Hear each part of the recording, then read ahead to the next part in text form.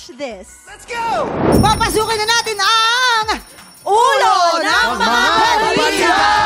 Ito na, pasok, Asia's Limitless Star, Julian San Jose!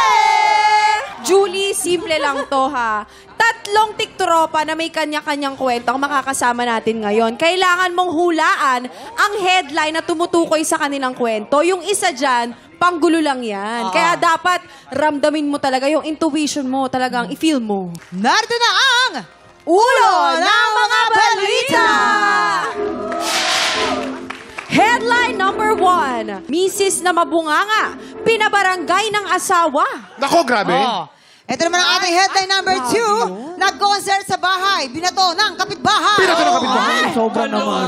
Grabe. Headline number 3. Nagluwal ng buhay, nag-agaw buhay. Headline number 4. OFW, pumalag sa salbahing amo. Uy, hindi. Dapat tama yun. Tama. Ilaban. Medyo intense yung mga headlines eh.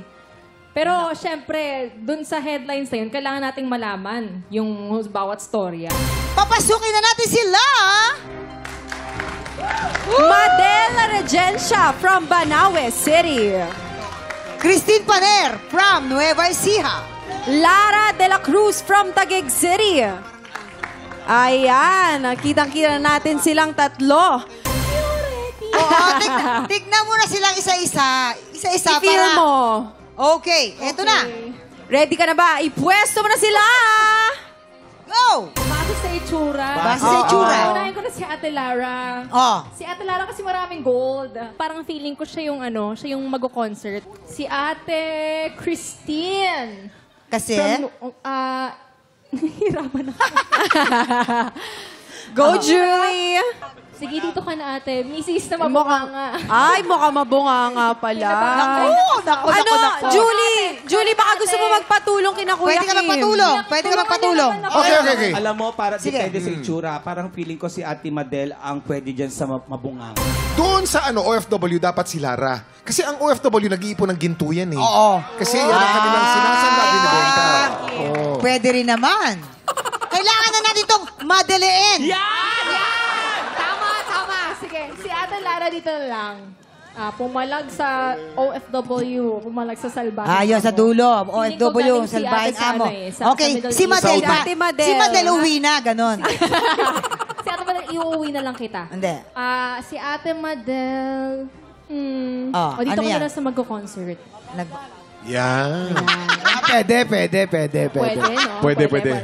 Okay na. Okay, So, okay, nag-concert sa bahay. Okay. Alright, eto na. Sure ka na dyan, ha?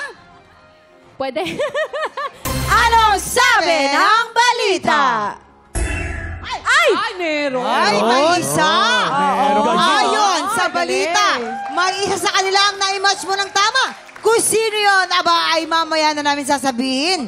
Pumunta muna tayo sa ating next round. Dito naman sa round na to, bibigyan ka namin ng clue. Di ba sabi namin, merong mahilig kumanta dito at nag-concert sa bahay. Ngayon, ipaparinig namin sa'yo kung gaano sila kagaling kumanta. At ikaw na yung bahalang kumilatis. Siyempre, Julie, Totoo yan. Kung maganda boses, hindi babatuhin. Ako kay Madel. Sino sa kanila? Sanay kumanta eh. Madel. Madel daw. Ako feeling ko si Ate Madel. Madel Yeah. talaga. Sige, ipwesto mo na sila. Sige. Tatlo dyan ang tama. Oo. So, nakakaisang tama ka pa lang. Yes. Pwede mo palitan yung dalawa. Ako tingin ko nagluwal ng buhay si Christine eh. Ayan. Pwede rin. Si Lara piling ko mabunganga. Malalaman mo kasi pag halimbawa yung labi pa lang may kalyo. Pero gusto ko lang ipaalala ulit.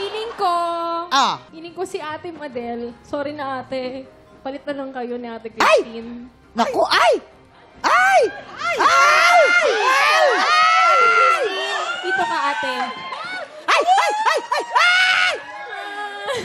I'm scared. I'm scared. Alright. So ano, yan na yun. Final answer? Parang, okay, yes. Final answer mo, Julie. Feeling ko lang. Okay, sige. Tignan natin. Final answer daw yan ni Julie. Alamin na natin kung may na-match ka ba. Anong sabi ng balita? Nakadalawa! Dalawang naitama ni Julie! Si Christine, Ay. nagkosel sa bahay, binato ang kapitbahay, at si Lara naman ang OFW na pumalag sa salbaheng amo. Yes, Tingnan ito. mo natin. Galing. Ngayon, alamin natin kung ano ang kanilang mga kwento. Okay? Ayan. Ito si Ate Madel. Madel, halika Misis nga, na Madel. mabunganga daw.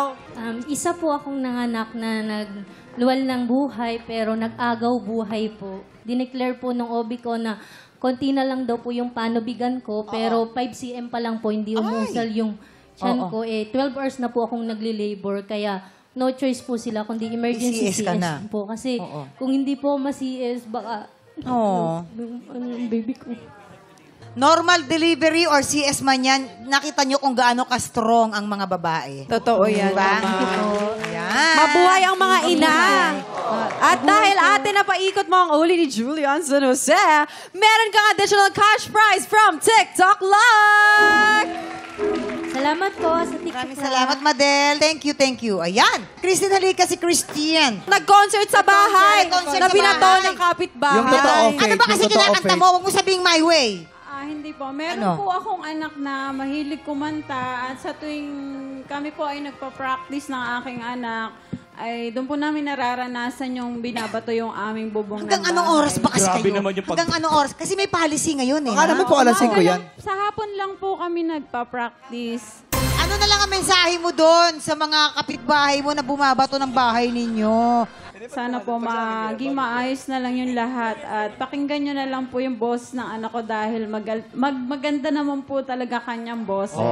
Ibig sabihin, naiinggit talaga. Pero dahil tama ka, congratulations, Julie Yan San Jose. Yes, thank you. Thank you so much. Thank you so much, And ate. now, si Lara, ang OFW yung pumalag sa salbahing amo. Mabuhay ka! Mabuhay! Mabuhay ka! Lara! Yan, ganyan. Ano ba nangyari nun? Saan po ba kayo? Ano pong bansa? Kuwait po. Saan po? Sa Kuwait. Kuwait. Okay. Kailan nangyari Kung to? ano lang yung kaya mong sabihin, Sige lang. ate. Muntik lang po naman Mm-mm. na molestahin niya ako nung time na yun. Matagal-tagal na rin po yun, 2015. Kaya medyo trauma pa rin, pero lumaban ako para makatakas sa kanya. Tama. Very good. Ayan, you see, nakita nyo ang sakripisyo ng ating mga OFW. Kaya nga po. May anak ka ba? Ano mensahe mo sa mga anak mo? Mahal na mahal ko kayong mga anak ko para sa inyo lahat ng ginagawa ko. Para sa inyo lahat ng Kaya mag-aaral kayong mabuti ha, para kay mama ninyo. Nakita nyo ang sakripisyo ng isang OFW talagang. And maraming salamat. Maraming Lara, sa salamat, iyong kwento. Ate Lara. Maraming salamat. Mabuhay ka. Maraming salamat sa pagbabahagi ng inyong mga kwento. Christine, Madel, and Lara. Thank you. Oo, at